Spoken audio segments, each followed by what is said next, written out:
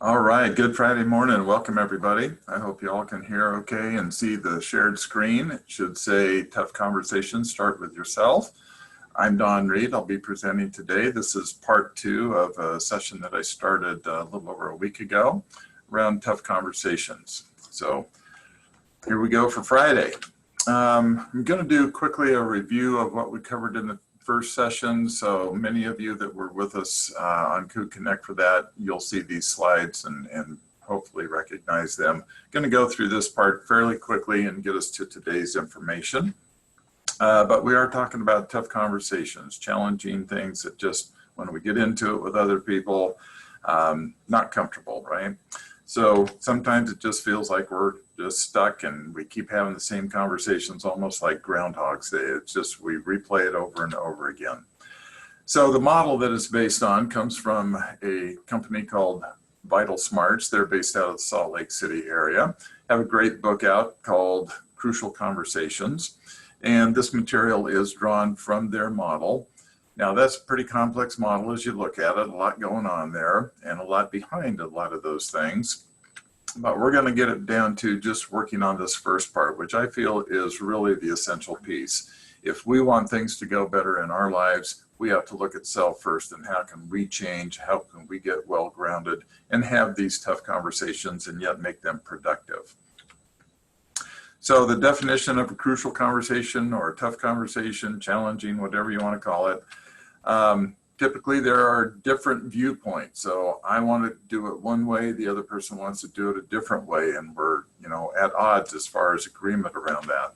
There's typically strong emotions, at least held by one of the people involved. Sometimes the other person may not even know that you're upset or, really charged up about the topic. Maybe it does show up on your face or in your vocal tones, but they're typically, at least one of the parties has strong emotions, typically both do.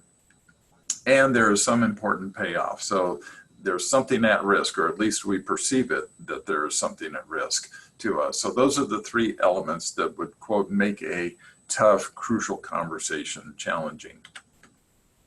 All right, so once again, to recap the first one, to start with self and get unstuck, you want to unbundle by looking first. You're in these conversations. Is it a content issue that we're at disagreement or at odds about? Are we just not agreeing on the approach to it? So you may like the person, you get along well with them, but you're just in a disagreement around the approach and the content. Is it a pattern? Is this conversation something you've had in the past and you're having it again, and you're having it again, and you're having it again?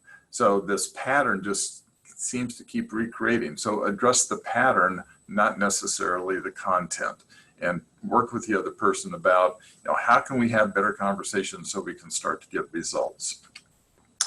Is it starting to impact your relationship with the person? So if I'm driving down the highway in I-5 in either Portland or Seattle area, and now currently with COVID, the traffic's not bad, but if any of you have ever been there, sometimes I have conversations with other drivers. They don't know it. I'm having a solo conversation. That's not really a relationship. So that would not fall into what we're looking at. It's with these people that we have important relationships with, and just we want it to go better.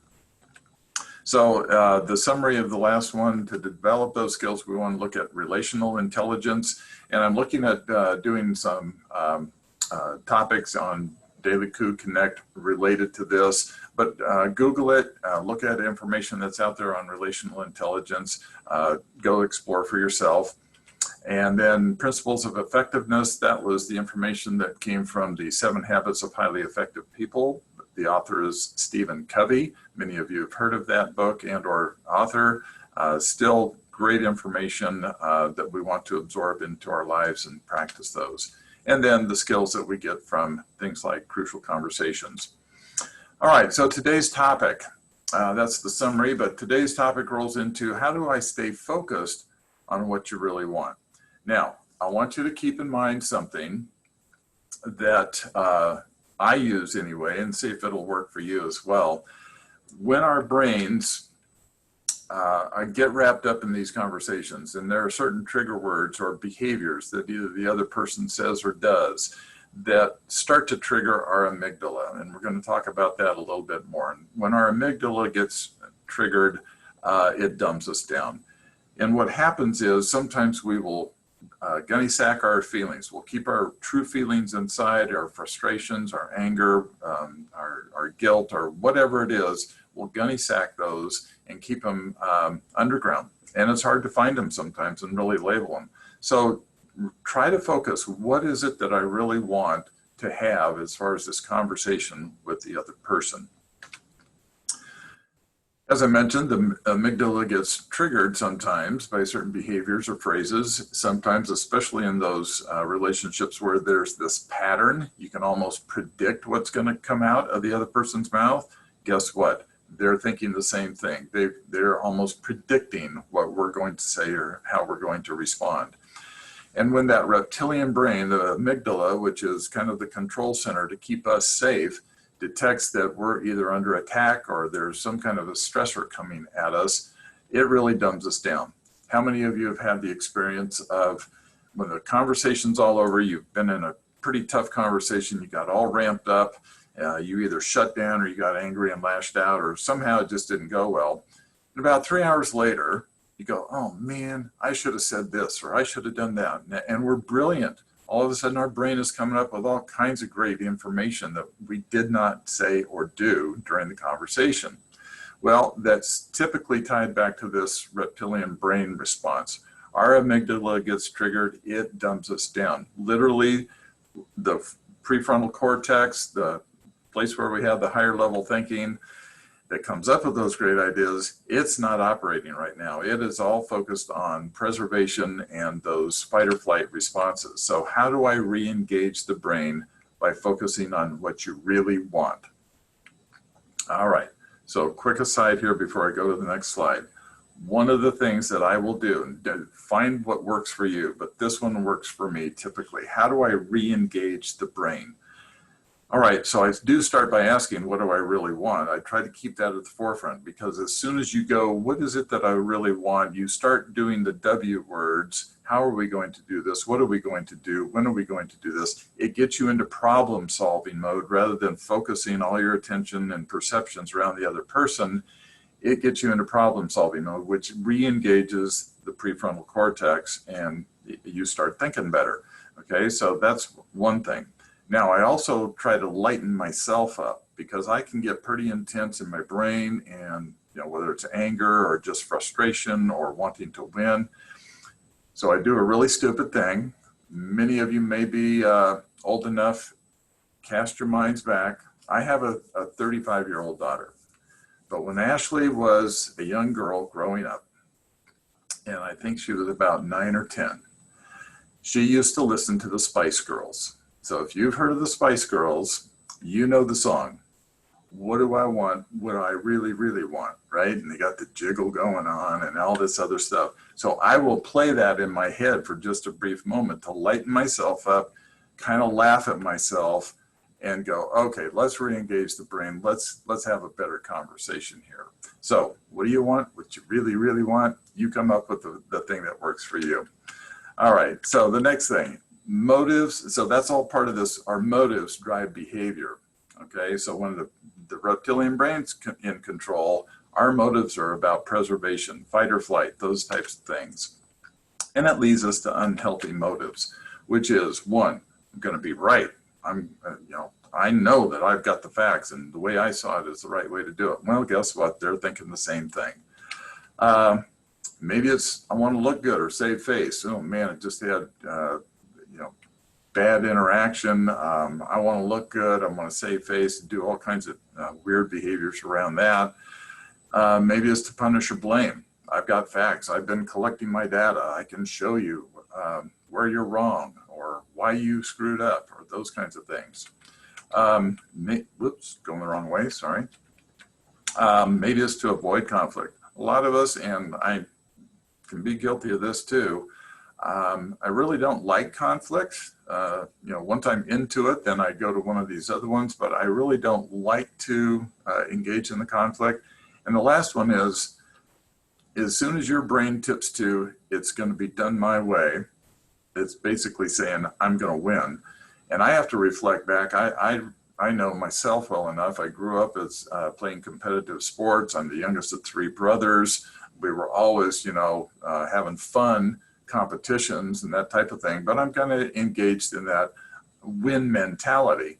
That carries over if we're not too careful. And we need to look at, boy, as soon as my brain goes, I'm going to win, whether it's, having a conversation with your wife about where you want to go for vacation this summer, right? As soon as my brain goes, I really want to go camping and we're going to do it my way, you're in that win mentality and you're not going to have a good outcome, very likely.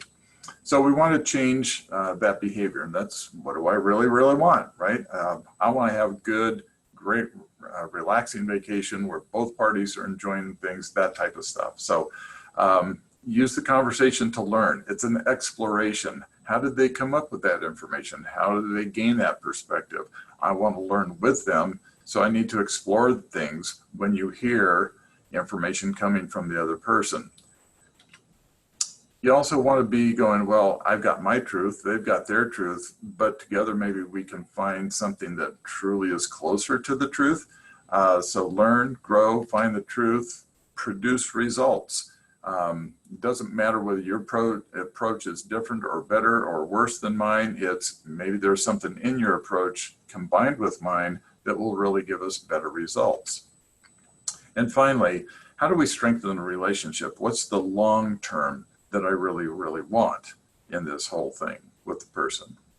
So those are the main topics you want to look at, is that motive drives behavior. Really checking self out, knowing what you're feeling.